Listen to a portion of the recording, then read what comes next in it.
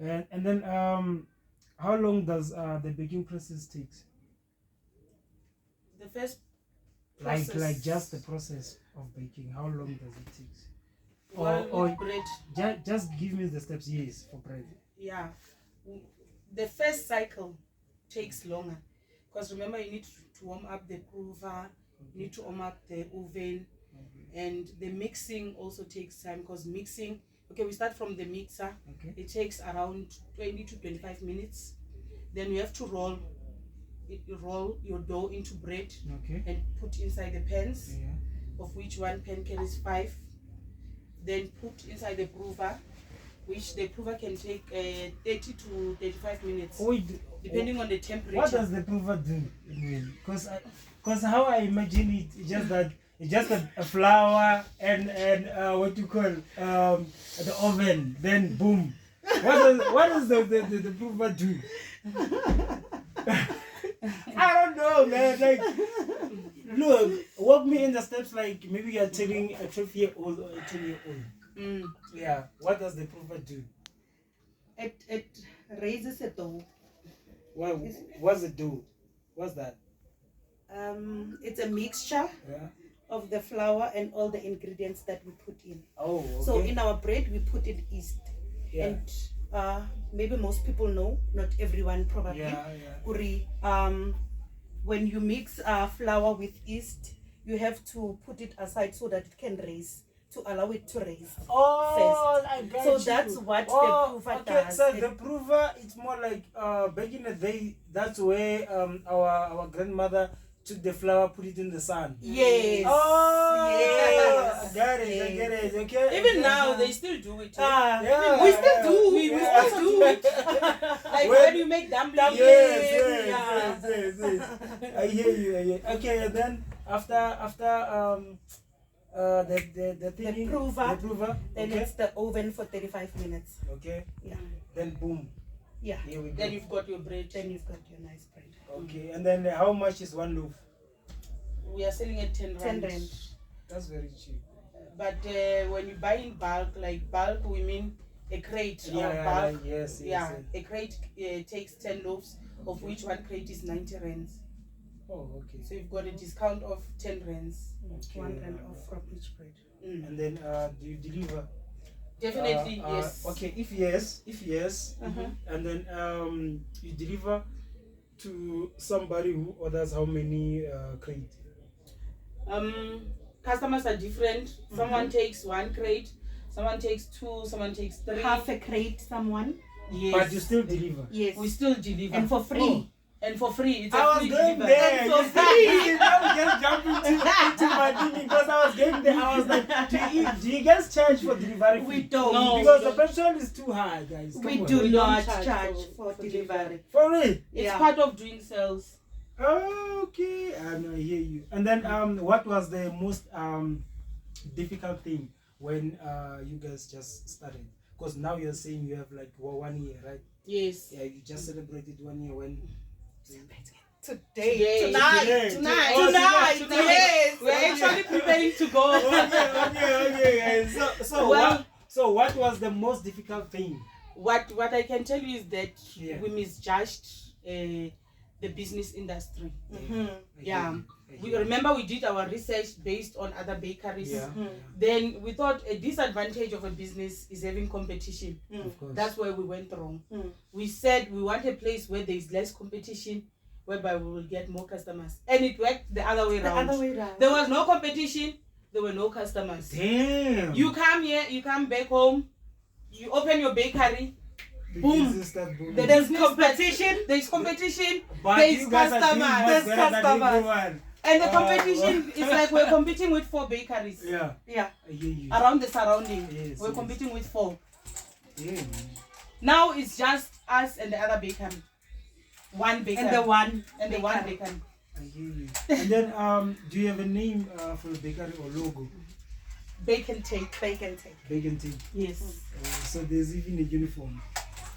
At the moment we don't have like uniform exactly. Not yet. Okay. Do you guys have like a backup for load shedding? Because we're in load shedding crisis? So like, do you have like a backup for load shedding, or everything just stops? Everything stops. Everything stops. But we just we are busy with the backup. We are trying to get a generator. So we just called in this guy who was checking for us the capacity that who was checking like the amount of electricity that we'll need. So we need to know the generator that we're supposed to buy, how big it should be. So we got the information. So in 2 weeks, we'll be having backup. So you okay? So you decided to go for a generator than gas? Yes. So because with gas, remember these ovens, they use both electricity and gas. Most of them. So going with gas, and if there is no electricity, you still need the generator. Oh. No, I didn't know that. You still need, because our first oven that was second hand, it was using gas and It was both electricity and gas. Yeah. Yes. But so if there is no electricity, everything stops. But like, Though you've what got the was gas. But like, you guys bought like gas, but the gas is not. Yes. Damn, man, this is crazy. So That's generator's the way. Generator, it is. So It is. in 2 weeks, we are definitely getting our generator. So our customers, they need to know that now they won't be waiting Load for shedding bread. or not. Load shedding or not. So we okay, bread. I hear you guys saying that okay, by next week or 2 weeks from now, you'll have your generator, right? Yes. So are you gonna increase amount of one loaf, or because now you guys will be using petrol or diesel as well? Yes. So and diesel. are you gonna increase? Are you gonna increase the price? the price as well? Well, it was our plan to increase the price without the generator. Oh, So the price increase is not influenced by us buying the generator. Oh, It was our only plan because now we are 1 year into the business, and from day one it was 10 rand. So you understand, a year old. So yeah, it was our plan really to increase. Yeah, plus everything is getting expensive, guys. Flour is not a popping place, guys. East is Yo. expensive. I mean, East, yes, Yeah, as well. East is very expensive. Like almost everything. Everything Everything high, is. Your guys. food is expensive. Yeah. Okay, guys. You keep record, right, of everything, right? So I want to know from you guys. When you say today it was a productive day, or you guys sell the most, how many crates have you sold? And when you say today it was a slow day, how many crates are you guys selling? Well, I'm gonna answer it like this. When we started, we used to sell around 150 crates. Okay. Where we had opened the bakery. Yeah. Now the number has went 4 to 5 times what we're selling that side. Now we are selling around 500 loaves a day. Damn. On a worst day, we are on, like, that is Worst days. the worst day for us is 400 and something. Yeah, it's for something. Yes, Yeah. it's plus minus 450. Yes. That is the worst day for us. I hear you guys. And then how many bags of flowers do you buy per week? The week is probably because a day we buy about plus minus 20, so a week is 150, 160 bags yes of flowers. Yes. You guys are doing the most, guys. Pick up, shout out, guys. Yeah, but it goes with the effort. There is no chill. We don't have time. Yeah. The disadvantage is that you don't have time for family. Yeah. You don't have time for yourself. You don't relax. It's work. Why? Sis Faith, you said you studied mechanical engineering, right? Yes. And then Siska said, what studies did you do? And both of you guys, are you working on your field that you studied? Well, I studied town and regional planning at the University of Johannesburg. It was a diploma. I obtained it in 2017. However, I couldn't find anything on that. So, as I mentioned before, I worked at KFC. So KFC was my gap year. And then after that, I went for the diploma. And then after that, I got an internship at the City of Johannesburg Municipality for the town planning post. And then after, I couldn't get work again. So I went on to work at Woolworths. So I've got customer experience. I was a cashier there. Can you imagine the standard of Woolworths? So I know how to deal with customers. I can imagine. Yeah. So I was lucky enough to be offered an opportunity of doing nursing at Chris Hani Paragonath. Yeah. Nursing campus. The biggest hospital around. Yes. So I'm busy with that now. I'm doing my 3rd year. This is my 3rd and last year. And then you speak. Well, me, yes, I started mechanical engineering diploma. Okay. So I had 2 years. I dropped out for 2 years, like I mentioned earlier, but I managed to pull up my success and went back to school. I finished my diploma. I did my internship with Resolution Cycle. Okay. The Resolution Cycle applied for me where I'm currently working now. They sent my information there to do another internship. Then I did another internship for 2 years there. Then towards the end of the contract, I applied for admin clerk because I knew I was going to come back. Do nothing. Of course. Yes, I applied. Then I worked as a clerk for 1 year. And in that process of 1 year, I said, you know what, I'm going to grow these big balls. I'm going to apply for a foreman position. And yes, I applied for a position. And guess what? What happened? Guess what? I was appointed as a foreman. Then the whole plant stopped.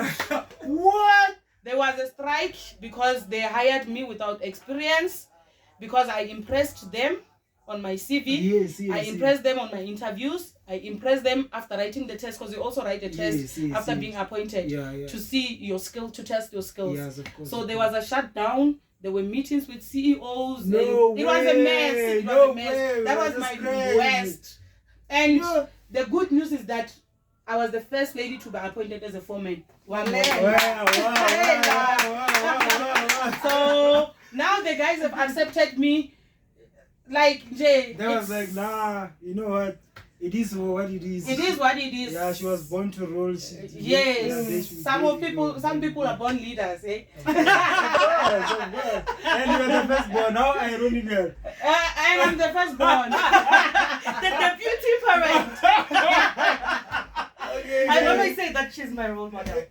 I always tell people. No, that's nice, man. That's nice, man. Well, even older men do come to me and ask me, Faith, how do you do it? You are very strong. How you take risk, so much risk that you take in your life. And I said, if I don't risk, then I will be nothing. I won't have anything. So I've got nothing to lose. It's either I risk and I fail, and I wake up, I clean myself. What's next? Get back. Get back and see how it's gonna work. Guys, you never stop dreaming. You never stop pushing. I just lost my cell phone, I think yesterday around 4 o'clock. But this thing that didn't stop me from coming here, shooting this content. You just have to keep pushing, guys. And then how can people contact you guys? Are you on social medias? Is the bakery have like a page where people gonna reach out? Let's say maybe there's like a lady or a guy somewhere there selling kotas who wants to contact you. Where can they contact you guys? Or how can they contact you guys? Well, at the moment, we don't have like a bakery page on Facebook, but we are using our own personal Facebook. Okay, which is? Account. Mine is Kensani Twala, it's Facebook. Okay. And then my contact details, do I need to give them out? Yeah.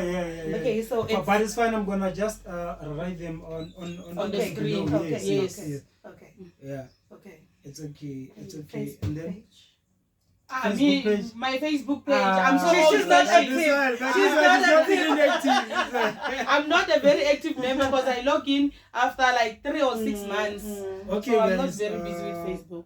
Thank you very much for this opportunity, for giving me this opportunity, for coming here, getting to know what you guys been through. You know, the ups and downs, the high and low. Right now we are celebrating 1 year. Let's support blacks, guys.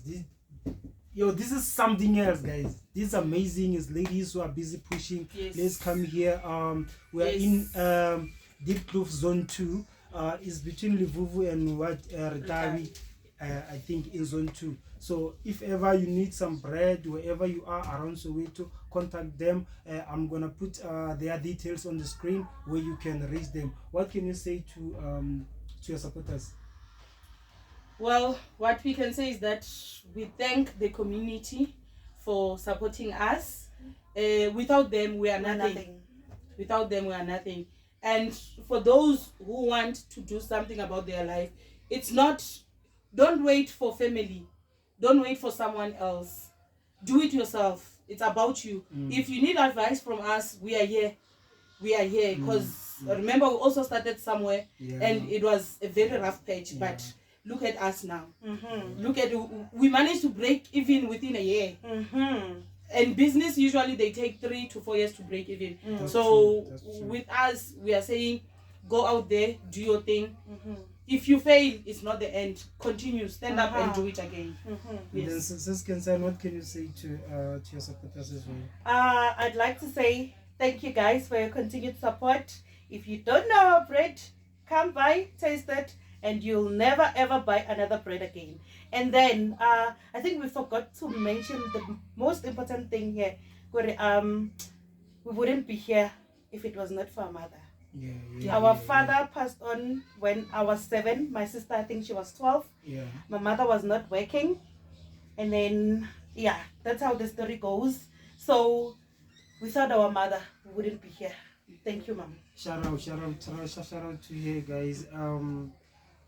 This was our first episode on Easy on It with Sithole. Please guys, subscribe, like, follow them. I'm gonna put everything on the screen.